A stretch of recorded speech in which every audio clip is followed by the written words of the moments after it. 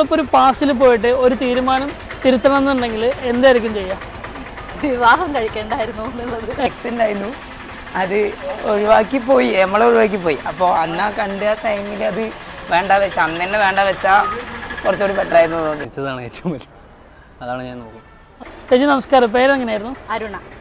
ചേച്ചി എൻ്റെ ക്വസ്റ്റ്യൻ ഇത്രയേ ഉള്ളൂ. നിങ്ങളിപ്പോൾ ഒരു പാസിൽ പോയിട്ട് ഒരു തീരുമാനം തിരുത്തണം എന്നുണ്ടെങ്കിൽ എന്തായിരിക്കും ചെയ്യുക? വിവാഹം കഴിക്കേണ്ടായിരുന്നു എന്നുള്ളത്. എന്തുകൊണ്ടാണ്? സുമല്ല, കുറെ കാര്യങ്ങളുണ്ട്, അതെല്ലാം പറയണം. ബ്രോ ഹായ്, പേരെന്തായിരുന്നു? നൈജു. നൈജു. ബ്രോ ഇപ്പം എൻ്റെ ക്വസ്റ്റ്യൻ ഉള്ളൂ, അതായത് ഇപ്പോൾ ഒരു പാസിൽ പോയിട്ട് ഏതെങ്കിലും ഒരു തീരുമാനം തിരുത്തണം എന്നുണ്ടെങ്കിൽ ബ്രോ ഏത് തീരുമാനം തിരുത്തും? പാസിൽ പോയിട്ട് ഏതെങ്കിലും ഒരു തീരുമാനം തിരുത്തണം എന്നുണ്ടെങ്കിൽ ഏത് തീരുമാനം തിരുത്തും?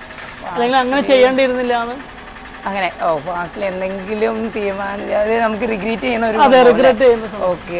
അങ്ങനെയാണെങ്കിൽ ഒരു ഉണ്ടായിരുന്നു, അത് ഒഴിവാക്കി പോയി, നമ്മളെ ഒഴിവാക്കി പോയി. അപ്പോൾ അന്ന് കണ്ട ടൈമിൽ അത് വേണ്ട വെച്ചാൽ അന്ന് തന്നെ വേണ്ട വെച്ചാൽ കുറച്ചുകൂടി ബെറ്റർ ആയിരുന്നു തോന്നി. ഇപ്പോൾ തോന്നുന്നുണ്ട്. പിന്നെ ജീവിതകാലം മുഴുവൻ എപ്പോഴും സ്റ്റിൽ അതിങ്ങനെ ഭയങ്കര ഹോണ്ട് ചെയ്ത് കിടക്കുകയാണ്. അപ്പോൾ അതിനേക്കാൾ തന്നെ നമ്മൾ ആ മീറ്റ് ചെയ്യുന്ന ടൈമിൽ തന്നെ അത് ആ കമ്പനിയോടോട്ട് വിട്ടാൽ മതിയായിരുന്നു, വെറുതെ ഒരു സീരിയസ് റിലേഷൻഷിപ്പിക്ക് പോകണ്ടെന്ന് വെച്ചാൽ അന്നേ നന്നായിരുന്നു. ഇന്ന് അതാണ് ഏറ്റവും കൂടുതൽ റിഗ്രറ്റ് ചെയ്യുന്ന ഒരു സംഭവം. ഓക്കെ ബ്രോ ഹായ്, പേരെന്തായിരുന്നു? മനു.